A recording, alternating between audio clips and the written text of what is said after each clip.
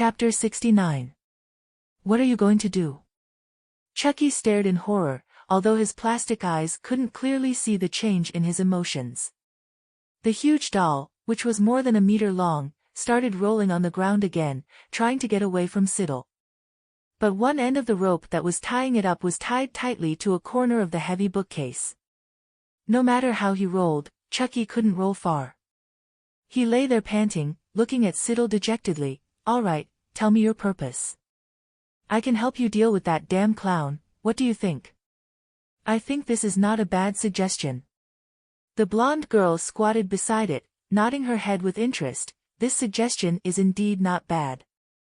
But now I feel more curious about something else she said slowly, the silver light of the scissors reflecting in her blue eyes. Before untying Chucky, Siddle did not forget to use cotton to cover its dirty little mouth. Chucky's strength was not something that a doll of this size could possess, but was almost equal to the strength of a grown man. Siddle had to be more careful when she discovered this while it was resisting. She thought for a moment, first untied part of it, and let the scissors in to cut off one of Chucky's legs. Clack, Chucky. If it weren't for the cotton stuffed in its mouth, it would have cursed loudly. After Siddle finished cutting off Chucky's limbs, she untied all the ropes on Chucky. She looked at the severed plastic limbs were still bleeding, feeling disgusted, she kicked them away, put on the prepared rubber gloves, took off the red and blue sweater on Chucky, pressed down on its smooth plastic body, and asked very politely, "Can I start here?" Chucky mumbled a few words. Siddle couldn't hear what it was saying clearly, so she happily assumed it had agreed. This part was the chest. If it was a human body, one could hear the heartbeat. But the strange thing was that Siddle could also feel the heartbeat on this doll. Although the heartbeat was extremely weak and the frequency was also very strange. She remembered that last night when she twisted Chucky's head, it still hadn't bled when the limbs were severed like this. Siddle noticed that Chucky was very angry at the moment, but he didn't seem too panicked. She looked down, thought for a moment, determined the location, and then used scissors to cut it off. The plastic body felt like human skin, giving Siddle the illusion that he was dissecting a corpse. The silver scissors cut into the pink plastic chest of the doll, a little blood flowed out. The amount of blood wasn't much, Siddle didn't care about stopping the bleeding. Feeling the limbless body being pressed down under his hand tremble slightly, Siddle gently comforted, "Don't be afraid, it might hurt a little, but it's okay, just bear with it for a bit and it'll be fine. After all, once dead, there will be no more pain." After cutting open Chucky's stomach, Siddle looked at the internal structure of his body and couldn't help but take a breath. "It's amazing."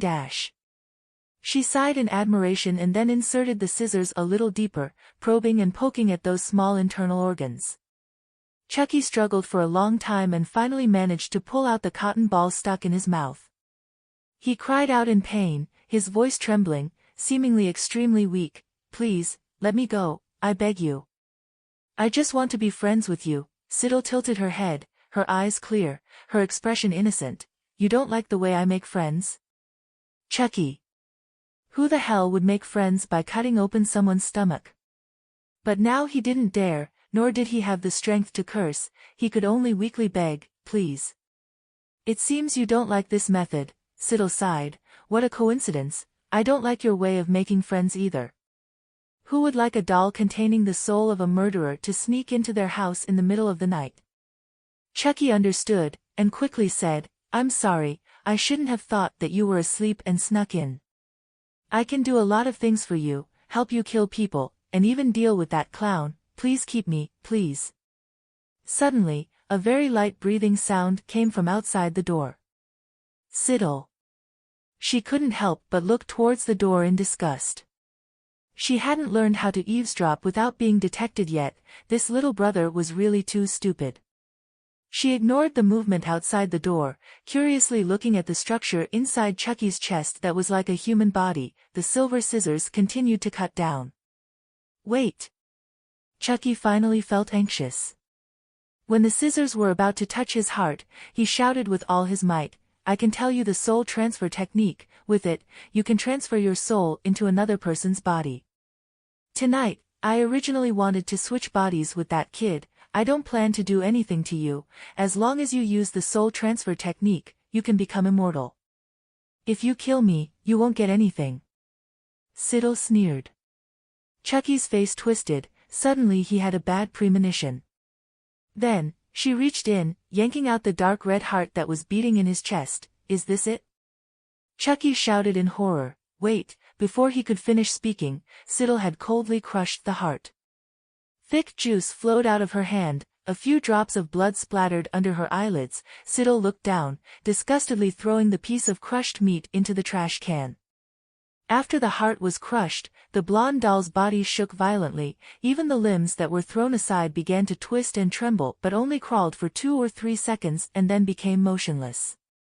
She hadn't taken off her gloves yet, turned around to open the door, and just as she lowered her head, she saw the platinum-haired boy squatting in the corner, covering his mouth, seemingly still trembling.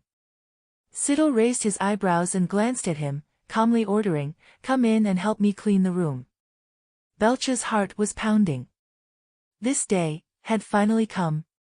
He thought about the conversation he had just heard, his heart was ashen, and he stood up in despair to follow his sister into the room. Belch took a deep breath, mentally preparing himself to witness a bloody murder scene. His hands were shaking slightly, and he even began to think in detail about the steps he would take to dispose of Siddle's body. Then, he raised his teary eyes and saw a dismembered doll. Belch. His mood fluctuated, more excited than riding a roller coaster. At this moment, Belch only felt like he had suddenly crossed over from the crime scene to a children's channel. His mind went blank, temporarily losing the ability to think. Until Siddle kicked him, impatiently ordering, "Go clean up the blood." Siddle returned to Chucky's body, lifted its soft plastic head, pressed around, used scissors to cut a gap, and slowly poked inside. If he wanted to open a human skull, he would need more complicated equipment. But Chucky's head was only made of soft plastic, so Siddle could easily cut it open, just like cutting open its stomach.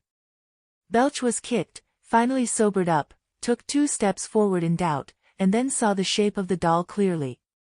It was the doll that Siddle had beheaded before and had become very popular recently. There was also a red string around the doll's neck, probably the toy of that child, now torn into pieces. Belch suddenly felt a surge of indignation in his heart. He had come up with a complete plot. As a bully, Siddle was always arrogant and domineering, never caring about other people's thoughts. But this bully was just an 18-year-old girl after all. She still had a part of her innocent heart left. After seeing the doll in a children's program, she loved it very much, but because of her own image, she couldn't buy it to play with. In her extreme longing, a child showed off his doll toy to her, so Siddle was so angry that she not only beheaded the doll in front of the child, but also stole the doll. Because of love begets hate, she killed it. But that child. What crime did he commit? Belch had actually outlined a reasonable plot, but when he focused on the blood stains on the floor, he realized that something was wrong. He took a few more steps, and was horrified to see that the inside of the doll was actually filled with internal organs that could only be found on the human body. Siddle bent down behind the doll. After cutting off Chucky's head, she discovered there was nothing like a human brain in this head. In other words, Chucky had no brain. Siddle. She held the empty head, thinking for a moment. At first, Siddle planned to see if there was any structure like human brain tissue in this head, then conveniently destroy it, but now it seemed that Chucky didn't have anything like a brain. She put the head down, took out Chucky's internal organs. The scene wasn't too bloody, just quite disgusting. Siddle emotionlessly took out those small internal organs. It seemed that they hadn't fully developed yet. Chucky's soul hadn't completely merged with the doll. Siddle skillfully took them out with her fingers, coldly threw them all into the trash can, leaving them lying around with the crushed heart. Belch stood by the side with his eyes wide open. But seeing Siddle concentrating on handling those things, he swallowed his saliva, wisely not stepping forward to ask, but turning around to find a mop and a rag, then diligently wiping the blood stains on the floor. He thought as he wiped. It was clear that during this summer vacation, he had done nothing, but every day he encountered something shocking. Why was that? To prevent any unexpected events, Siddle deliberately removed all of Chucky's internal organs, throwing his body and limbs into the fireplace on the first floor. The fire buzzed, burning fiercely, engulfing the body of the doll that once contained the soul of a maniac. She stood in front of the fireplace, indifferently watching the whole process. Belch had finished cleaning the room, also went downstairs, timidly standing next to Siddle, hesitating to say something but stopping. Siddle glanced at him. "What did you hear?" Belch muttered, "Nothing." He couldn't tell that he didn't hear the conversation clearly, which led to the misconception that his sister's murderous accomplices had finally come, and were dealt with by her. He could only add in a low voice, "The room is soundproof, but the sound of her cursing over there is too loud." Even so, a flesh and blood doll that looked like a human, seemed to be worse than a murderer. Siddle. Belch was a little stunned at this moment, but perhaps because he had encountered a clown before, he didn't ask any questions and just silently followed Siddle.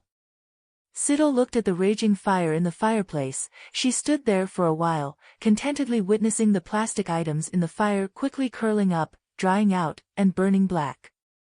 Only then did she return to the second floor and pick up the trash bag containing the small organs. The faint smell of blood wafted from the black bag, and Siddle suddenly had an illusion. "She looks like a pervert destroying a corpse after killing someone. Forget it, it doesn't matter." She walked into the bathroom, Belch following closely behind her. Siddle. Noticing the puzzled look in Siddle's eyes, Belch looked sad, whispering, "I don't dare to be outside alone." Siddle. She was too lazy to say anything more, standing in front of the mirror taking off her bloody gloves. After washing her hands with hand sanitizer, she tucked her blonde hair behind her ears, tied it up, and pulled off the punk-style silver earring on one ear. Belch stood by the side watching, painfully inhaling. Then he saw. Siddle nonchalantly threw the earring she bought before coming to Derry to create her villainous character into the sink. She tied her hair and pulled up her bangs, revealing her snow-white face, her blue eyes staring at herself in the mirror. Siddle casually asked Belch while tying her hair up, "Those kids said, where is the clown's residence?" "They said he was in a well in an abandoned house on Newport Street," Belch said. He looked at Siddle's movements, a bad feeling rising in his heart. "Sister," Belch whispered in confirmation, "you won't go to fight that clown, right?"